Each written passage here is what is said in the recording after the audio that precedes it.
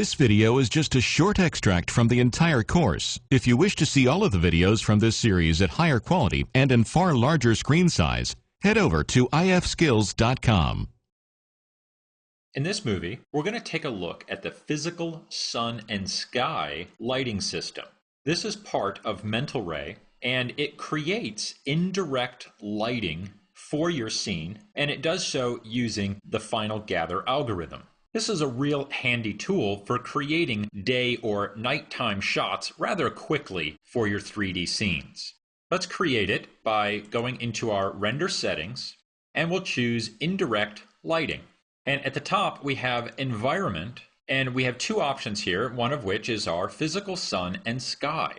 And we'll choose create. And when we choose create, Maya automatically creates a network of shaders that are from Mental Ray and connects them to your camera and your scene. You can also see that it turned Final Gather on, and it's using just the defaults. So we'll stick with those defaults to get decent render times, and we'll just choose close. And let's render our scene as is. And then we'll take a look at a few of the nodes that are being utilized to create this setup. So here we have our final image, and we can see just from the click of one button, we get dynamic lighting. We have full shadows being cast by our buildings, and we have a nice brightly lit sunny day for our city. Now, the nodes involved here are this physical sky node. It's generated. It holds a couple of attributes that we will from time to time go in and alter. We have the multiplier, which will multiply the intensities of everything. So if the light is not strong enough, we could increase that multiplier to 2, and it will effectively double the amount of light in our scene. We also have a value for haze, and adding haze will give a fog-like or atmospheric-like appearance to your render. And then other attributes here for altering the color and the final output of the colors that are being cast into the scene. And we can change our ground color, which you can see very faintly off in the back there. There's just a little hint of gray. That is our ground color. And of course, night color is black, but you might add just like a tint of blue for like a bright full moon kind of a night. And then we come down to our sun. Now the sun has its separate node here, and it goes to sun direction. But the sun itself is a directional light, and it's sitting right there in the middle of my city, and it was created when we added this node by choosing the Create Physical Sun and Sky from our render settings. And let's just go to a different camera and look at it. There's the directional light, and just like with all directional lights, it doesn't matter where it's positioned, it's all about its rotation. And we'll just scoot that off to the side here, and let's zoom up just a little bit. And we'll bring that render view back.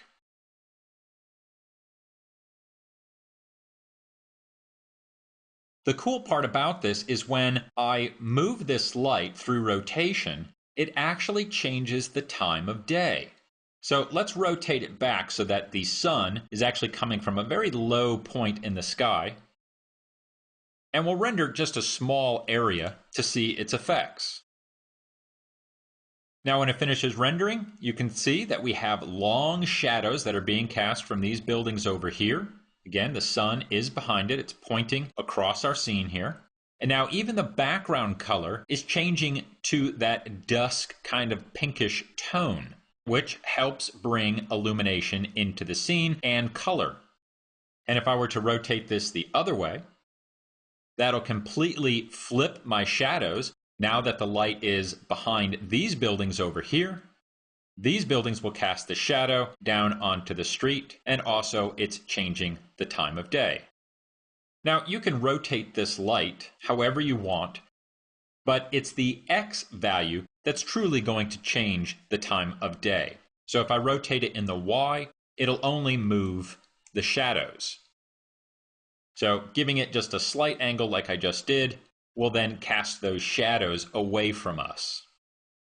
Now the Create Physical Sun and Sky is actually a pretty complex network of nodes. And it does add a few nodes to your camera itself. And the node that it's adding there is to control the gamma of the scene. So you can see here that we are doing a gamma correction and adding a gamma of 2.2 to get these values back into proper intensities. And you can find that on the camera itself, and that was the camera that we had selected when we applied it. So I'll choose my camera, we'll just select it, and I'll go into the attribute editor and scroll down to mental ray. And there you see that it did add an environment shader and a lens shader. And this lens shader is what's controlling our gamma correction. This concludes our movie on the physical sun and sky.